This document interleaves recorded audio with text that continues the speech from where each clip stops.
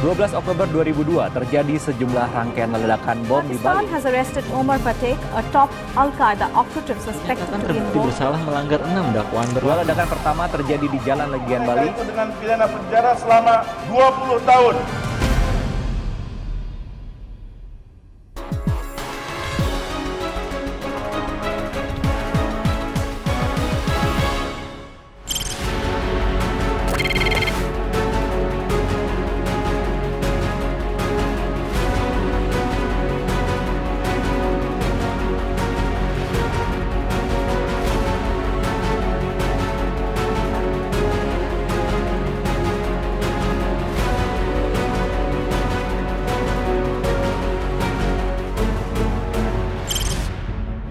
Namaku Hisham, biasa dikenal dengan nama di media itu Umar Patek. Ya, aku lahir di Kota Pemalang, Jawa Tengah. Tindak pidana aku ini terlibat dalam pemboman Bali yang pertama. Masa tahananku itu 20 tahun. Yang aku rasakan selama menjalani, pertama belajar bersabar. Aku harus lebih banyak bersabar. Kemudian mengingat atas korban dari bom Bali yang pernah terjadi itu. Selanjutnya bertobat kepada Allah atas terjadinya bom Bali yang semestinya tidak perlu terjadi. Terorisme kan satu tindakan yang lebih banyak merusak, seperti terjadinya infrastruktur atau bangunan yang rusak, baik itu sebab pengeboman ataupun yang lainnya. Kemudian terjadinya pembunuhan terhadap nyawa-nyawa yang tidak menjadi target mereka, para pelakunya itu. Disitulah menurut aku satu tindakan yang tidak layak, tidak patut untuk dikerjakan, khususnya apalagi di negeri kita ini. Kegiatanku yang pertama adalah kegiatan keagamaan yang biasa dilakukan di masjid. Adapun selama masa pandemi ini memang sedang di-break, ditiadakan. Adapun nanti misal berjalan lagi maka bisa kembali lagi aktif. Kemudian mengelola kantin yang ada di sini. Kemudian membaca dari buku-buku baik yang ada disediakan di taman baca milik lapas ataupun koleksi buku-buku pribadi.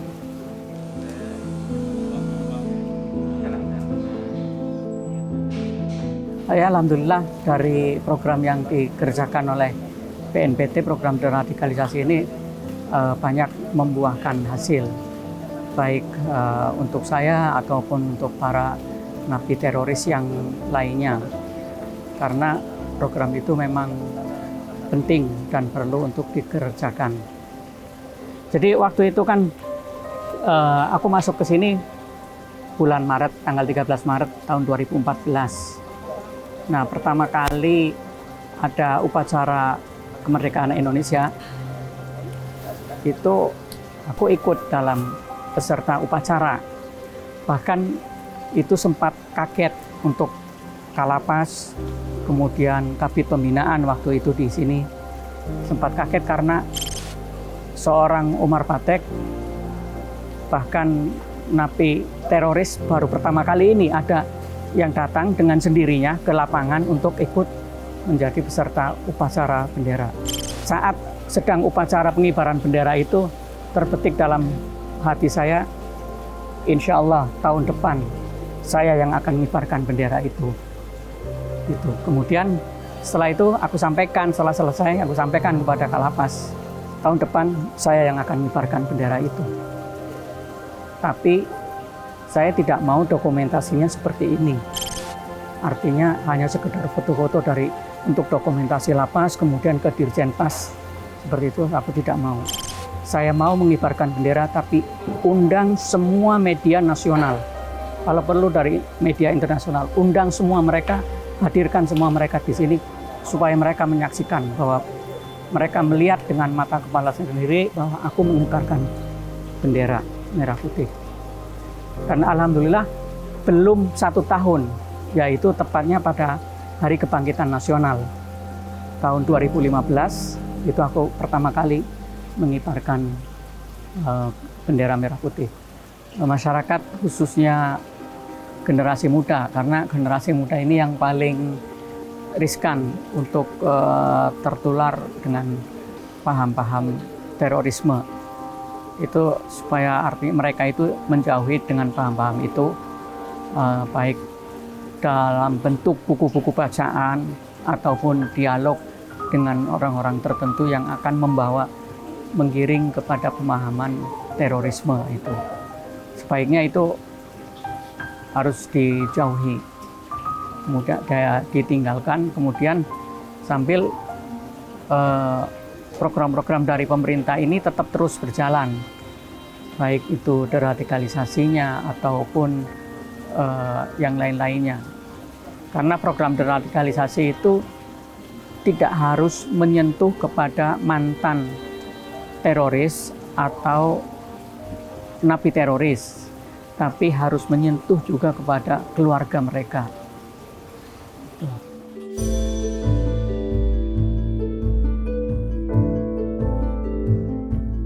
Nama saya Gun-Gun Gunawan, Kalapas kelas 1 Surabaya atau Porong. Saat ini saya bertugas di sini untuk membina warga binaan yang ada di sini, yang salah satunya adalah terdapatnya warga binaan yang berstatus napiter sebanyak 7 orang. Kegiatan-kegiatan pembinaan yang kami lakukan pada dasarnya sama, ya. Cuman untuk napiter, karena bloknya juga ada blok khusus, itu ada mereka kita tanyakan sesuai dengan keinginan dan hobi atau karakter mereka sendiri. Ada yang beternak ikan, ada yang berkebun, ada juga yang ikut keterampilan mengelas atau bangunan, kayak Umar Patek itu sama Asep Jaja, itu ikut pendidikan keterampilan sertifikasi ngelas dan bangunan. Jadi selain itu juga keagamaan mereka berjalan dengan baik. Kalau untuk Ustadz Umar ya, alhamdulillah walaupun saya di sini berjalan 4 bulan, tapi informasi itu saya dapatkan bahwa beliau di sini kooperatif, berbaur juga dengan yang lainnya, terus mau juga ibadah di tempat umum dengan yang lainnya. Juga humoris, orangnya ternyata humoris orangnya. Dan sama petugas tidak ada batas jenjang atau sungkan. Beliau kalau menanyakan sesuatu atau saya ajak ngobrol langsung pun nyambung. Dan ada kelebihan dari beliau yaitu aktif beliau mengoperasikan kooperasinya di blok itu dan ya kreatif berjualan. Saya sebagai Kalapas kelas 1 Surabaya di mana bercengkrama atau berkehidupan bersama dengan Ustadz Umar, khusus pribadi Ustadz Umar, saya berpesan bahwa mudah-mudahan setelah bebas dari lapas kelas 1 Surabaya atau dari lapas, bisa berbaur kembali di masyarakat, bisa berguna bagi diri, lingkungan, dan orang lain. Dan saya yakin dengan keahlian juga dengan karakteristik Umar yang humoris, yang bisa humble lah bawaan beliau itu, bisa bermanfaat di masyarakat dan masih banyak hal yang bisa dilakukan baik untuk diri, lingkungan, dan negara. Harapan saya itu.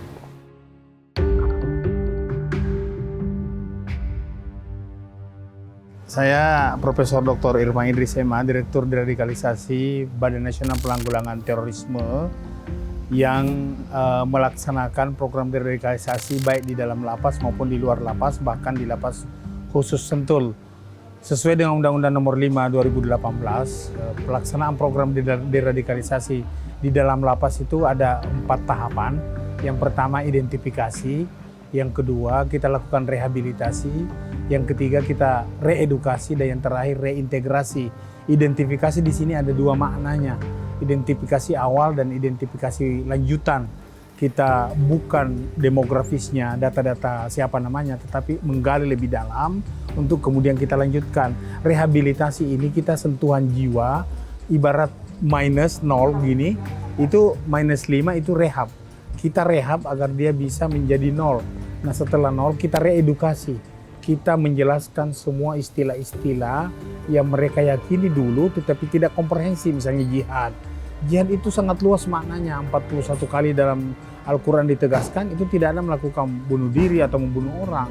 Kemudian seterusnya reedukasi ini juga kita lakukan pendekatan-pendekatan keagamaan. Ada namanya wawasan kebangsaan. Kita kuatkan wawasan kebangsaan mereka bahwasanya NKRI ini adalah negara yang paling aman. Kemudian yang terakhir kita lakukan reintegrasi. Reintegrasi ini kesiapan mereka untuk kembali ke dalam keluarga, kembali ke masyarakat, agar mereka lebih bersemangat lagi membenahi keterampilan, skill pool yang akan mereka lakukan nantinya agar jangan dengan mudah kembali ke jaringan lama atau diajak oleh jaringan-jaringan yang sebelumnya yang membuat mereka terpapar akhirnya tidak menjadi residivis. Karena tidak sedikit juga ada 2-3 orang yang menjadi residivis karena tidak siap kembali ke masyarakat. Umar Patek salah satu WBP binaan deradikalisasi yang bisa dianggap berhasil sejak awal. Mereka melakukan tanda tangan NKRI, mereka menyesuaikan tuntutan PP 99, tanda tangan NKRI, mengikuti program deradikalisasi yang dilakukan oleh Ditjenpas dan atau BNPT. Nah, di Ditjenpas ada deradikalisasi juga, pembinaan, namanya pembinaan kemandirian dan pembinaan kemampuan. Pembinaan kemandirian bagaimana mereka sibuk mengikuti pelatihan-pelatihan yang disiapkan oleh Ditjenpas, di Lapas. Kemudian pembinaan kepribadian, bagaimana mereka proaktif mengikuti pembinaan-pembinaan yang dihadirkan oleh Lapas, misalnya dari Kementerian Agama, dari MUI, itu untuk menambah wawasan keagamaan, wawasan kebangsaan, wawasan keindonesiaan mereka. Nah, kemudian oleh BNPT yang saya jelaskan tadi, beliau sangat aktif mengikuti program-program deradikalisasi yang kita lakukan. Bahkan mereka sudah mendapatkan semacam counter propaganda yang bisa kita lakukan bahwasanya negara hadir memperhatikan setiap warga binaan yang mau ikut program deradikalisasi.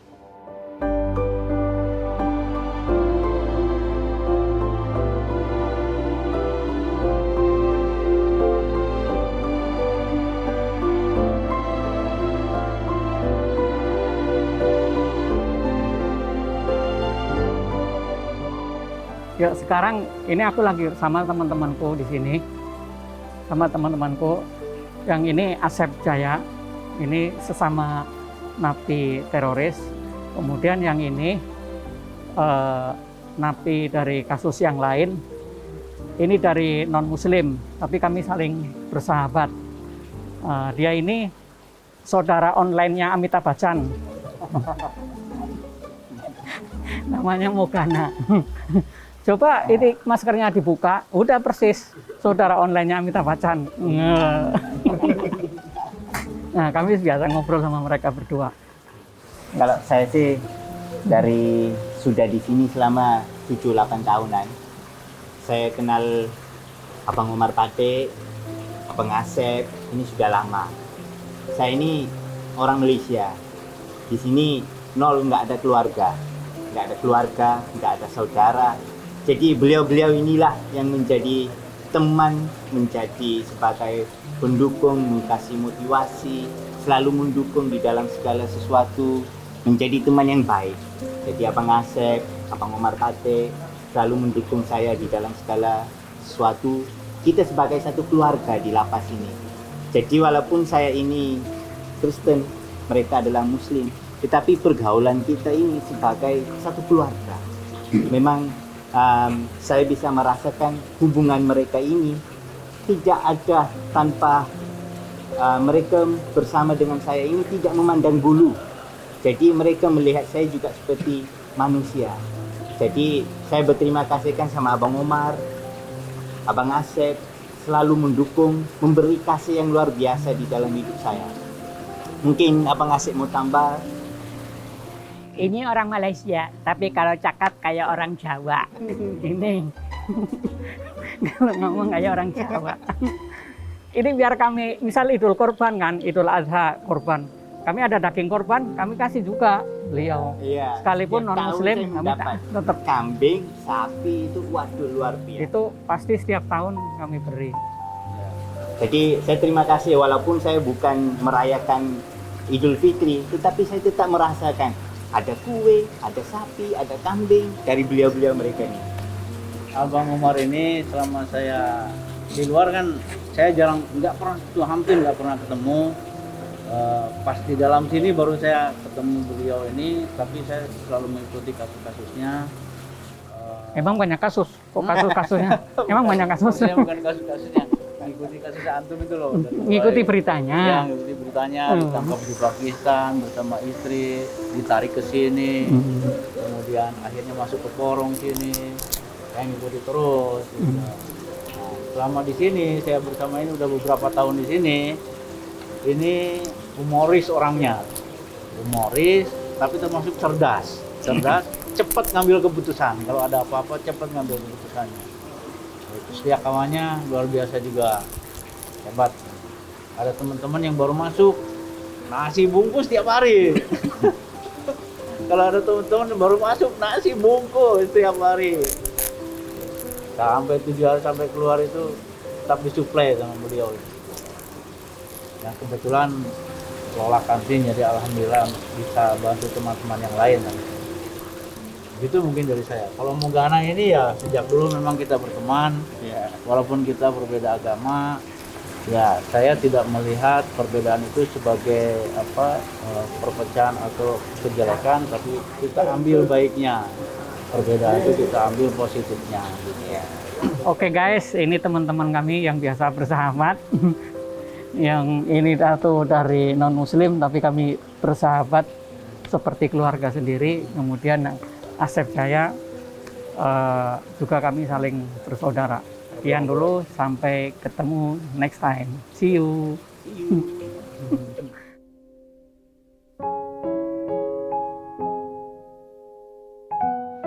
Saya Rukaya binti Hussein, istri dari Pak Hisham, istri dari Hisham Alizen.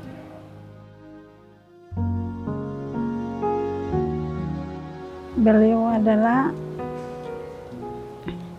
seorang suami yang romantis, sabar, penyayang.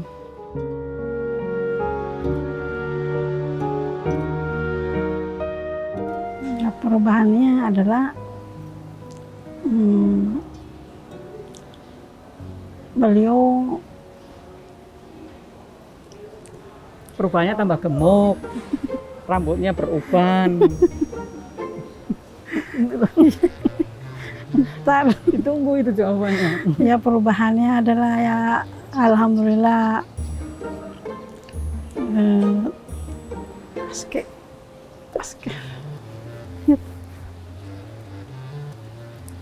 Yap,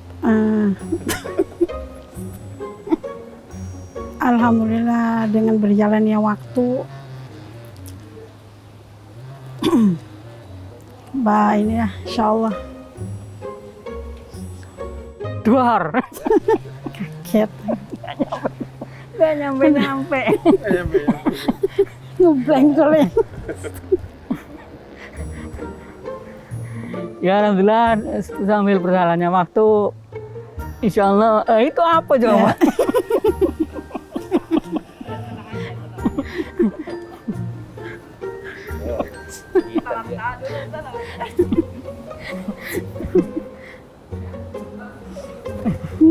Rileks aja kok. Iya, iya. Kayak ngobrol sama teman-temanmu itu loh, gitu. Bukan ujian sekolah ini loh. Jawabnya kok mikir.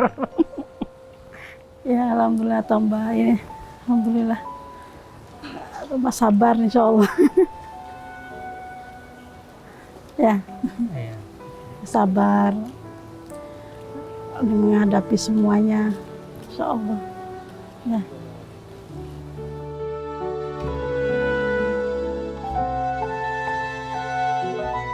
Ya request ini ya seringnya kalau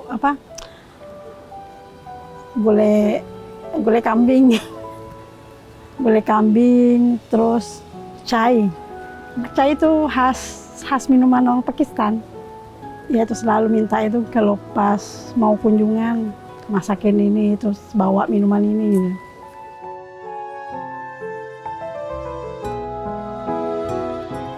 mantap ini. Ya, kita kan coba ngobrol tentang masa depan, tentang khususnya keturunan. Kita Nggak belum sabar. punya keturunan. Mudah-mudahan ya insya Allah nanti Amin, insya Allah. tapi selesai masa tahananku, ya enggak, Insya Allah. insya Allah.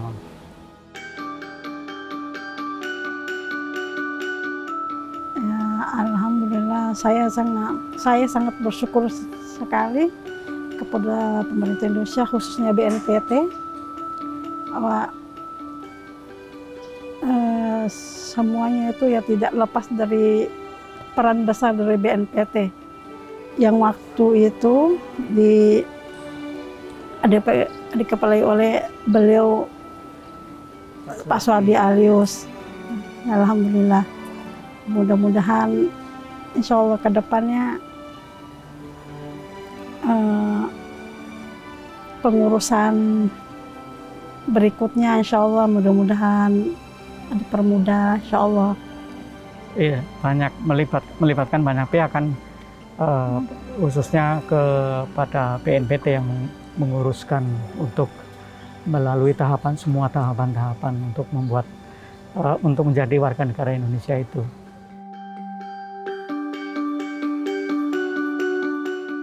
Alhamdulillah, plong, lega, bersyukur sekali karena beliau sudah menjadi warga negara Indonesia dan insya Allah tetap berada di sini, tetap berada di sini.